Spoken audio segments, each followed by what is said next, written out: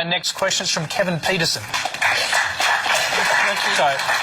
My question is to Shashi Tharoor. Happy Onam first. Oh, thank you. You too. You mentioned about Britain. Mentioned that Britain left India in a worse off condition than had it been without Britain. You also mentioned about reparation from Britain.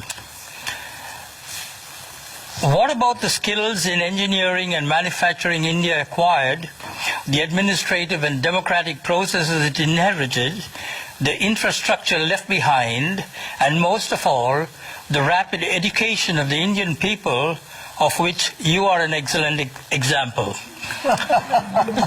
Surely, no one can price these intangible values that were gained during the British rule in India and propel the country to its present position as one of the leading countries in the world. Finally, one more question.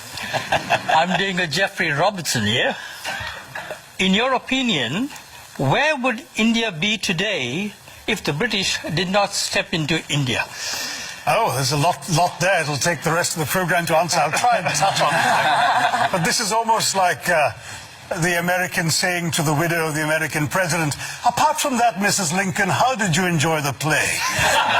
You know, really, the British came to one of the richest countries in the world, accounting for 27% of global GDP in 1700, 23% in 1800, and over 200 years of exploitation, depredation, loot and destruction, reduced it to a poster child for third world poverty, just over 3% of global GDP, 90% of the population living below the poverty line when the British left in 1947, a literacy rate, you speak of education, a literacy rate below 17%, and a life expectancy of 27. The growth rate of British India from 1900 to 1947 was 0.001%. That's what they were doing while draining the country of taxes and resources. Education, my gosh, the British, the last thing they wanted to do was invest in educating Indians. Will Durant, the American historian traveling in India as late as 1930, pointed out that the entire expenditure of the British on education in India, from the nursery level to the highest universities, was less than half the high school budget of the state of New York.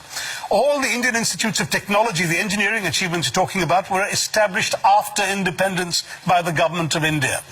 There is simply no comparison between the accomplishments of India rising from the ashes the British left us in and what was done in 200 years. Just take one example, the textile industry, because India was a huge exporter of For 2,000 years, it was the world's leading exporter. What happened?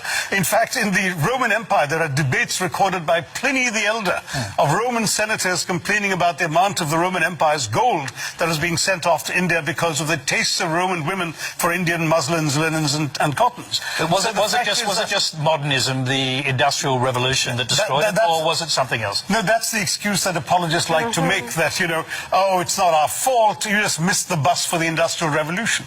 Well, we missed the bus because you threw us under its wheels, is what I tell the Brits. I mean,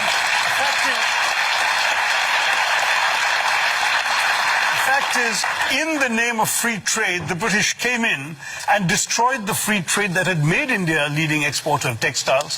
The British soldiers smashed the looms so people couldn't practice their craft. They imposed punitive duties and taxes on the export of Indian textiles while lifting duties on the import of British cloth. And they achieved a captive market at the point of a gun. This is not exactly free trade, as you can imagine. Cities like Murshidabad and Dhaka in the subcontinent were depopulated. In one notorious incident, weavers had their thumbs cut off, so when the looms were repaired, they couldn't weave again. Textiles were systematically destroyed as an industry by the British, and that's only one example of many. Well, I'm going to quickly go back to a question now, Kevin. Do you accept that perhaps the British weren't quite as benign as you've just suggested? Please read the book, Kevin. There's a lot more there. I've got the book. I'll bring Laurie in here. He gave a speech along these lines to the Oxford Union, got wild applause from the students and others sitting around the Oxford Union Hall. And I'm just wondering, have young Brits come to terms with their colonial past? No, we haven't at all. Young Brits of every class have no idea about our colonial past, and that is being deliberately done. We are deliberately denied or kept away from education about the graphic facts of what the British did around the world, including in this country, to the people of this country. The crimes of the British and the crimes that we committed and that were done in our names over 400 years of pillaging conquest is something that we don't like to think about, and yet it is everywhere in modern British history.